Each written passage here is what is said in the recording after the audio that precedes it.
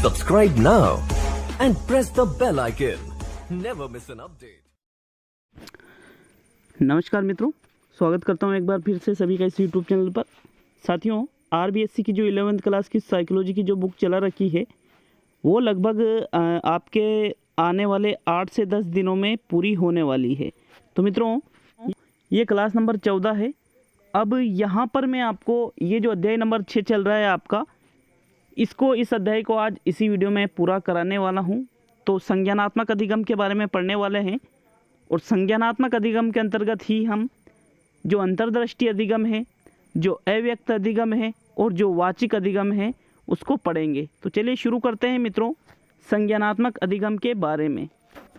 देखिए साथियों, जो प्राचीन अनुबंधन है, क्रिया प्रसूत अनुबंधन है, वहाँ पर केवल जो बाहरी व्यवहार है उस पर ही ध्यान दिया जाता था, या फिर जो प्रेक्षणीय व्यवहार है, प्रेक्षणीय मतलब जिसका अवलोकन किया जाता है, सिर्फ उस पर ही ध्यान दिया जाता था। लेकिन कुछ मनोवैज्ञानिक हैं, उन्होंने मानसिक प्रक्रियाओं जिससे ज्ञान में परिवर्तन आता है को ज़्यादा महत्वपूर्ण माना है और उसको इस अधिगम प्रक्रिया को संज्ञान के आधार पर समझने का प्रयत्न किया है। अंतर्दृष्टि अधिगम तथा अव्यक्त अधिगम संज्ञानात्मक उपागम को स्पष्ट करते हैं। तो साथियों, टॉपिक डाल लीजिए। पहले अंतर्दृष्टि अधिगम के बारे में पढ़ने वाले हैं कि जो अंतर्दृष्टि अधिगम है वो किसने दिया है, क्या क्या इन्होंने बताया है, सभी चीज़ें अच्छी तरह से समझेंगे। तो टॉपिक आता है अपना अंतर्दृष्टि अधिगम, जिसको इनसाइड लर्निंग के नाम से भी जाना जाता है या इनसाइड थ्योरी भी इसको कहा जाता है। मित्रों, इसको देने वाले थे गेस्टाल्टवादी मनोवैज्ञानिक वर्दीमर, कोपका और कोहलर। तो देखते हैं अंतर्दृष्टि अधिगम के बारे में। कोहलर जो एक गेस्टाल्टवाद मनोवैज्ञानिक थे, ने चिंपैंजी पर प्रयोग के आधार पर अंतर्दृष्टि या सूझ का सिद्धांत दिया है। कोहलर ने अपने समस्या समाधान के प्रयोगों में चिंपांजी के पिंजरे के बाहर केले रखे जिसे केवल हाथों से नहीं लिए जा सकते थे। चिंपांजी ने उन केलों को पहले हाथों से लेने का असफल प्रयास किया।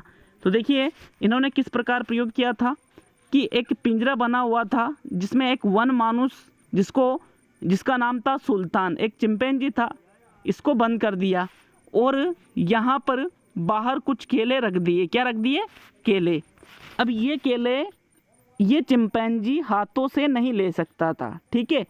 उसके बाद में पिंजरे में रखे डंडे की सहायता से उन केलों को प्राप्त किया। आगे के प्रयोगों में केलों को और अधिक दूरी पर रखा गया। देखिए, अब जो मैंने अभी आपको बताया था कि भाई ये जो पिंजरा है इसमें चिंपैंजी है, बाहर केले रखे हैं, भीतर एक डंडा भी रखा हुआ है, ठीक है। भीतर क्या रखा हुआ है? एक डंडा रखा हुआ है।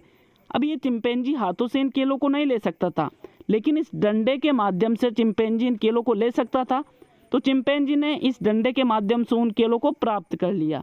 फिर इन्होंने इस प्रयोग को आगे बढ़ाते हुए क्या किया?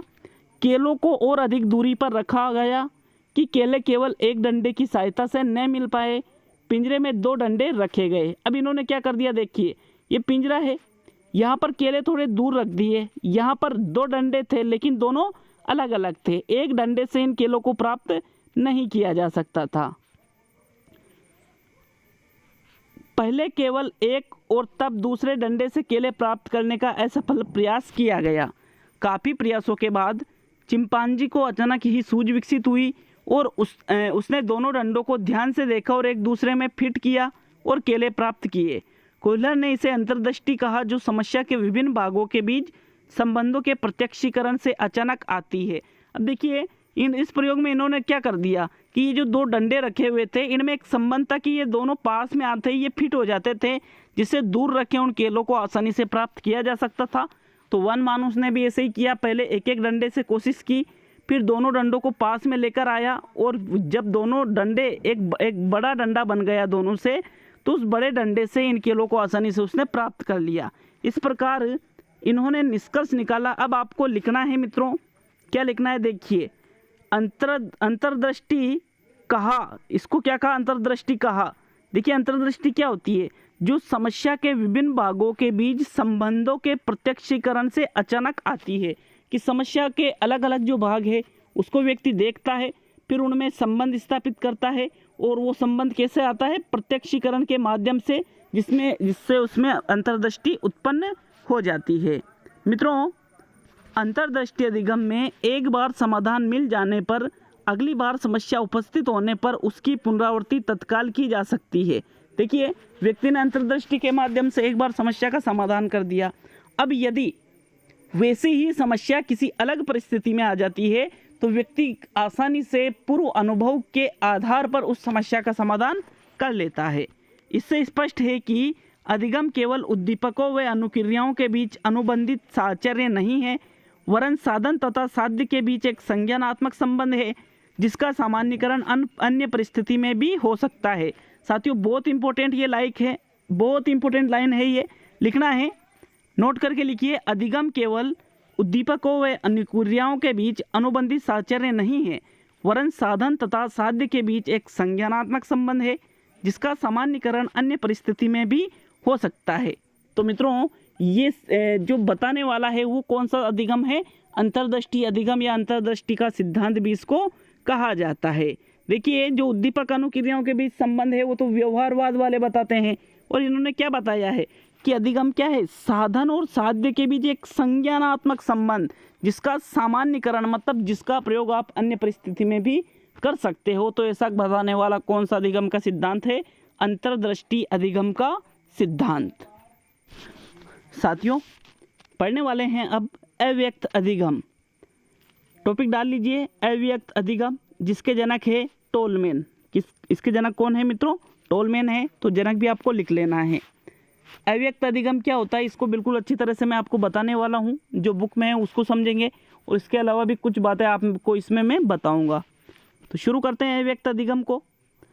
अव्यक्त अधिगम में एक नया व्यवहार सीख लिया जाता है, किंतु व्यवहार प्रदर्शित नहीं होता जब तक कि उसे पुनर्बलित नहीं किया जाता है।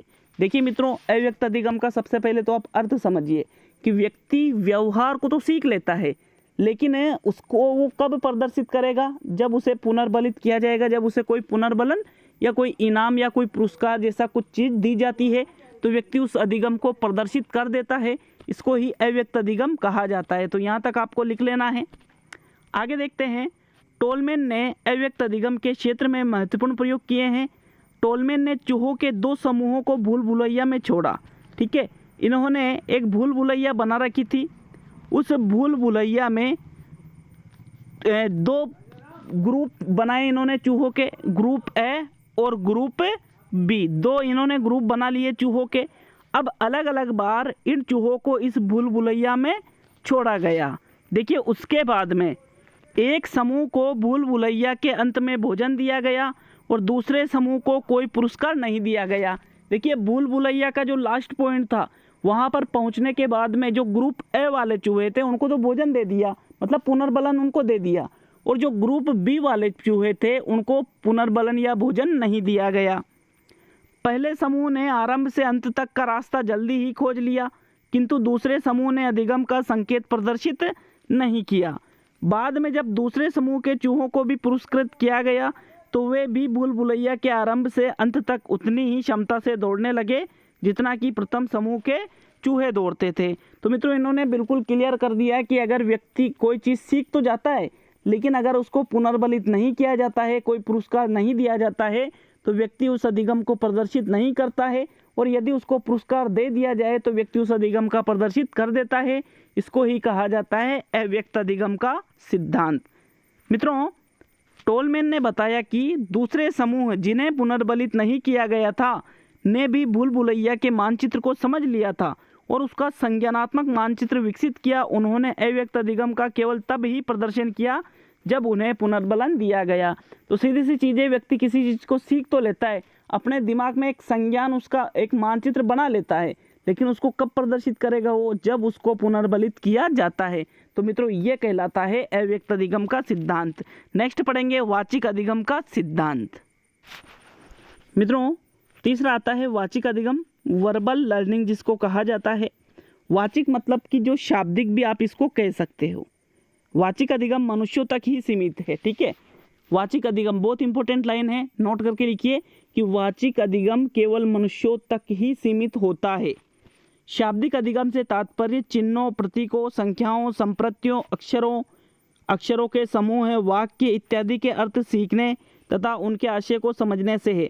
मित्रों इसको भी आपको नोट करके लिखना है कि शाब्दिक अधिगम का मतलब क्या है कि आप किसी चिन्हों के माध्यम से सीखते हो, प्रतीकों के माध्यम से सीखते हो, संख्याओं के माध्यम से सीखते हो, या कोई संप्रत्य है उसके माध्यम से सीख रहे हो, या अक्षरों के माध्यम से, या अक्षरों के समूह के माध्यम से, या वाक्य के माध्यम से यदि आप सीखते हो तो उसको कहा जाता है वाचिक अधिगम। इसमें व्यक्ति शाब्दिक एकांशों को संबंधित करता है, मतलब जो शाब्दिक एकांश मतलब जो शाब्दिक अर्थ उनके निकलते हैं उनको आपस में संबंध बनाता है पहले तो, फिर उन कर्मों को सीखता है जिसमें शाब्दिक एकांशों को उपस्थित किया जाता है, एकांशों के मध्य अंतर करता है और एकांशों को दिखाए गए क्रम से भिन्न स्वतंत्र क्रम में प्रत्याहन करता है, मतलब उन वाक्यों को वो अलग अर्थ में भी जमा सकता है। मनुष्य अपना ज्ञान साधारणतया शब्दों के माध्यम से ही अर्जित करते हैं। बिल्कुल सही है, आप जो पढ़ रहे हो, जैसे अभी पढ़ रहे हो, तो ये अपन किसके माध्यम से अर्जित कर रहे हैं ज्ञान? मैं पढ़ रहा हूँ, आप पढ़ रहे हो, तो अपन शब्दों के माध्यम से ज्ञान को अर्जन कर रहे हैं। एक शब्द का दूसरे शब्द से साचर्य बन जाता है। वाचिक अधिगम की प्रक्रिया में मनोवैज्ञानिक कई तरह की सामग्रियों का उपयोग करते हैं, जिसे निरर्थक शब्दों का भी प्रयोग करते हैं और सार्थक शब्दों का प्रयोग करते हैं, वाक्यों का प्रयोग करते हैं, अनुच्छेदों का प्रयोग करते हैं। मतलब सीधी सी चीज़ है कि शब्द है, वाक्य है, इनके माध्यम से कोई व्यक्ति सीखता है, चिन्ह के माध्यम से, संकेतों के माध्यम से, तो उसको ही वाचिक अधिगम कहा जाता है। क्लियर है सभी के? चलिए आगे बढ़ते हैं साथियों। टॉपिक आता है अपने अधिगम को प्रभावित करने वाले कारक। मित्रों अधिगम को कौन कौन से कारक प्रभावित करते हैं इसके बारे में पढ़ने वाले हैं। पहला पॉइंट आता है अपना सीखी जाने वाली सामग्री की विशेषताएं। ये भी अधिगम को प्रभावित करती है। जैसे सीखी जाने वाली सामग्री की लंबाई, अर्थपूर्णता, परिचितता, सामग्री के मध्यम, साहचर्य, आकर्षकता, साहचर्य मतलब संबंध, स्पष्टता इत्यादि अधिगम को प्रभावित करते हैं। कई सारी चीज़ें इन्होंने दे रखी है कि जो अपन सामग्री सीख रहे हैं उसकी लंबाई, उसका क्या अर्थ निकल रहा है, उससे आप पहले कितने परिचित हो, सामग्री के मध्य आपका कितना साहचर्य है, वो दिखने में कितनी आकर्षक है, दिखने में वो कितनी स्पष्ट है, ये सभी चीज़ें अधिगम को प्रभावित करती है। मित्रों अर्थपूर्ण परिचित सामग्री का अधिगम शीघ्र हो जाता है कि कोई सामग्री जिसका एक अर्थ निकलता है या फिर जिससे आप पहले से ही परिचित हो तो उसका अधिगम आप शीघ्र कर लोगे। सामग्री के मध्य संबंध भी अधिगम को सुगम बनाता है।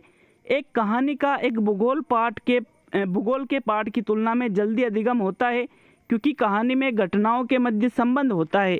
यदि पाठ्य सामग्री के मध्य भी संबंध बनाकर अधिगम किया जाए तो वह सरलता से सीखा जाएगा। जैसे मैं तो आपको एक उदाहरण देता हूँ। आप कोई मूवी देखते हो, ठीक है, अब मूवी देखते हो तो वो चीज़ आपको याद रह जाती है। 3 घंटे की मूवी आपने एक बार देखी, पूरी याद रहेगी। लेकिन आप 3 घंटे किसी टॉपिक को पढ़ते हो किताब में, क्या पूरा याद रह जाता है एक बार में? नहीं रहता है। क्यों? क्योंकि उस मूवी में एक स्टोरी होती है जिनमें घटनाओं के मध्य एक संबंध स्थापित होता है, इसलिए आप उस चीज़ को याद रख सकते हो। और यदि आप पढ़ते समय भी संबंध स्थापित करते हुए याद करो तो आपको मूवी की तरह ये चीज़ें भी याद होने लग जाती है।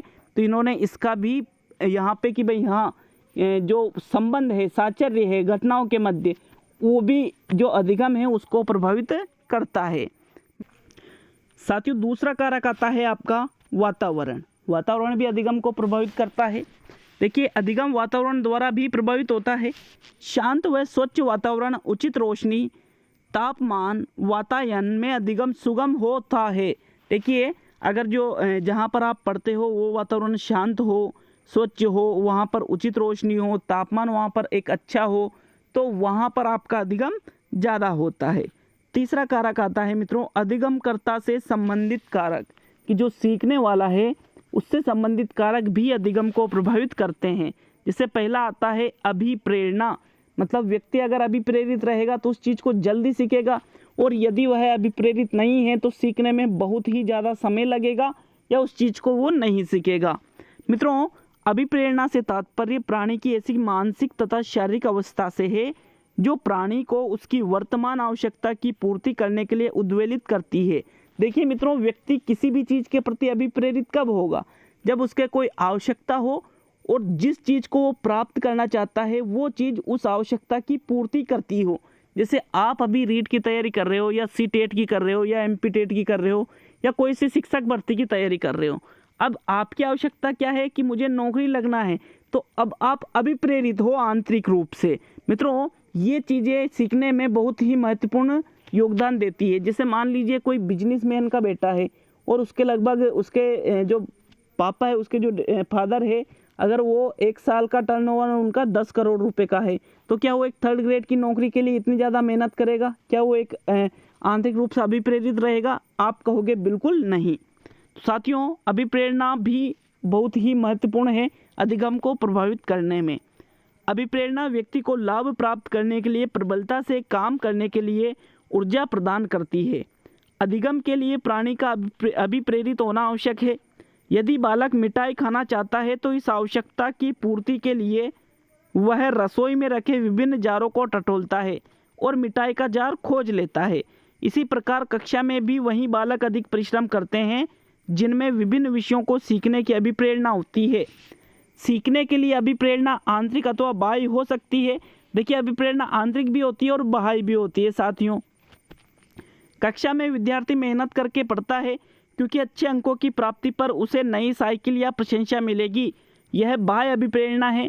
इसके विपरीत यह विद्यार्थी इसलिए कक्षा में परिश्रम करके सीखता है कि इससे उसे आनंद मिलता है, तो यह आंतरिक अभिप्रेरणा का उदाहरण होगा। मित्रों, अभिप्रेरणा के भी कितने प्रकार है? 2 प्रकार। एक तो आंतरिक अभिप्रेरणा और एक बाह्य अभिप्रेरणा। आंतरिक अभिप्रेरणा में व्यक्ति को कोई लोभ लालच नहीं होता है। बाह्य अभिप्रेरणा में व्यक्ति को कोई लोभ लालच होता है कि भाई बाह्य रूप से उसको कोई चीज़ प्रदान की जाती है। साथियों, ये 2 प्रकार की इन्होंने अभिप्रेरणा बताई है। अभिप्रेरणा के लिए दिए जाने वाले पुनर्बलन की अनुसूची भी सीखने को प्रभावित करती है। सतत पुनर्बलन अनुसूची, सतत पुनर्बलन मैंने पहले बताया था पहले की वीडियो में कि जो प्रत्येक प्रयास पर दी जाती है वो सतत पुनर्बलन अनुसूची में प्राणी सीखता भी जल्दी है और सीखी गई अनुक्रिया का विलोप भी शीघ्र होता है।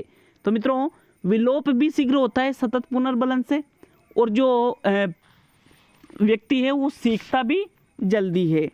आंशिक पुनर्बलन, कुछ प्रयासों में पुनर्बलन और कुछ में नहीं। अनुसूची द्वारा सिखाए गए अनुक्रिया का विलोप भी कठिनाई से होता है। तो मित्रों, ये है अभिप्रेरणा तृतीय तत्व। चौथा तत्व पढ़ेंगे संवेदी क्षमता। विभिन्न प्रजातियों के प्राणियों की संवेदी क्षमताओं तथा अनुक्रिया करने की योग्यताओं में भिन्नता होती है। अन्य शब्दों में, प्राणियों में अधिगम क्षमता उनके जैविक क्षमता के कारण परिसीमित हो जाती है। अधिगम विभिन्न संवेदी अंगों की क्षमताओं और प्रत्यक्षीकरण की योग्यता पर भी निर्भर करता है। संवेदी अंग वातावरण में उपस्थित उद्दीपकों की जानकारी के लिए आवश्यक होते हैं। तो संवेदी क्षमता मतलब किसी भी चीज़ को कि भाई हाँ ये चीज़ है, उस चीज़ को आपने ध्यान में लिया, उस चीज़ के बारे में आपने जानकारी ली। संवेदना के अर्थ अच्छी तरह से मैंने बताया था। वो व्यक्ति की जितनी अधिक क्षमता रहेगी वो भी अधिगम को प्रभावित करती है। नेक्स्ट कारक आता है मित्रों आयु तथा परिपक्वता। अधिगम आयु तथा परिपक्वता पर भी निर्भर करता है। विभिन्न कार्यों को सीखने के लिए पर्याप्त परिपक्वता का होना आवश्यक है। साथियों, आपने देखा होगा कि जब आप कक्षा 5वीं 6वीं में या 7वीं 8वीं में पढ़ते थे तो आप किसी चीज़ को समझने में आपको वो चीज़ बहुत कठिन लगती थी, लेकिन जैसे ही आप 12वीं में पढ़ने लगे तो आपको ऐसा लगने लग गया कि यार ये चीज़ें तो बहुत सरल थी, मुझे तो ये पहले समझ में ही नहीं आती थी। तो ऐसा किस कारण हुआ? ये आयु तथा परिपक्वता के कारण ऐसा होता है। नेक्स्ट पॉइंट है मित्रों अधिगम को प्रभावित करने वाले कारकों में थकान तथा उब मतलब कि आप किसी चीज़ से उब जाते हो ना कि अरे यार आपका जहाँ मूड नहीं लगता है, वो चीज़ भी अधिगम को प्रभावित करती है। थकावट तथा उब, एक रसता तथा निरसता अधिगम को कम करती है। थकान मानसिक तथा शारीरिक शिथिलता से संबंधित है जो सीखने की क्षमता और सामर्थ्य को कम करती है। उब कार्य में विरक्तता या इच्छा की कमी को इंगित करती है। दैनिक जीवन में भी हम देखते हैं कि थकान होने पर किसी भी पाठ को अच्छी तरह नहीं सीख पाते हैं। शारीरिक व मानसिक ताजगी जिसे नींद पूरी होने के पश्चात की अवस्था में अधिगम सुगम होता है। साथियों, व्यक्ति थकान की स्थिति में या जिसमें उसका मन नहीं लगता है, जिससे वो उब जाता है, वो भी अधिगम को बहुत ही अधिक प्रभावित करते हैं। आपने देखा होगा कोई टीचर आपको पढ़ाता है, उसका अच्छे से समझ में आता है, उसमें आपको थकान नहीं होती, उसमें आपका इंटरेस्ट है। लेकिन कोई सब्जेक्ट आपको बिल्कुल भी अच्छा नहीं लगता है, कोई टीचर आपको पढ़ाने में कि अरे यार इसका समझ में ही नहीं आता है, उसमें जल्दी ही आप थक जाते हो, ऊब जाते हो, तो वहाँ पर आपका पर्याप्त अधिगम नहीं हो पाता है। तो ये चीज़ें भी मित्रों अधिगम को प्रभावित करती है। नेक्स्ट है संवेगात्मक स्थिति। खुशी, प्रसन्नता तथा संतुष्टि की अवस्थाओं में सीखना सुगम होता है, जबकि नकारात्मक संवेग जैसे क्रोध, घृणा, ईर्ष्या, अवसाद इत्यादि अधिगम में बाधा पैदा करते हैं। तो व्यक्ति यदि संवेगात्मक रूप से स्वस्थ रहता है तो वो अधिगम शीघ्र कर लेता है, और व्यक्ति यदि नकारात्मक रहेगा तो अधिगम में भी उसके दिक्कत आती है मित्रों।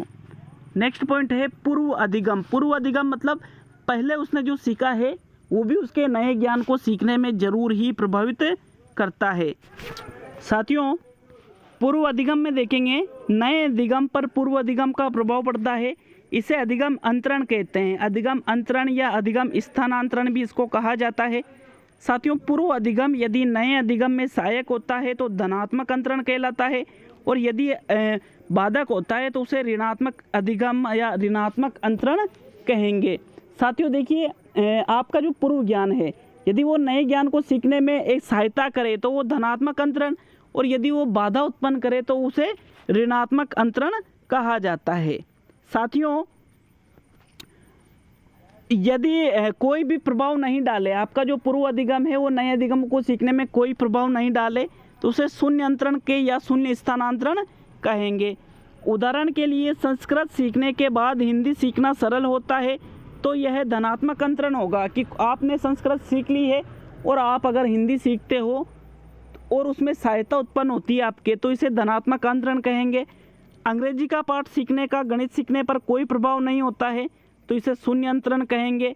साइकिल में ब्रेक का उपयोग हाथों से करने के बाद दो पहिया वाहन में पाँवों से ब्रेक का उपयोग सीखना यदि बाधक है तो इसे ऋणात्मक अंतरण का उदाहरण कहा जाता है। तो साथियों, सीधी सी चीज़ है कि अधिगम, आपका जो पूर्व ज्ञान है वो भी अधिगम को प्रभावित करता है।